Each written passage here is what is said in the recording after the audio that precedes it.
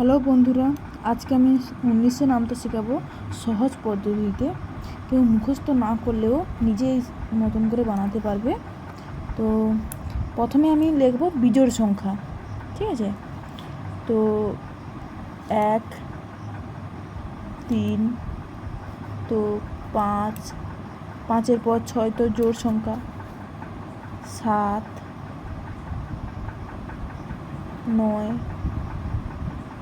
11, 13, 15, 17, 19 এগুলো হলো বিজোড় সংখ্যা।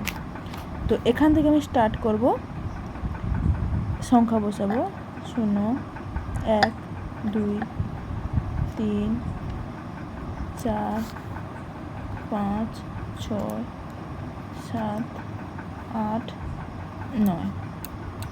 তো বুঝতে পারলে বন্ধুরা, সহজ পদ্ধতিতে অঙ্ক শেখালাম 19-এ নামতা।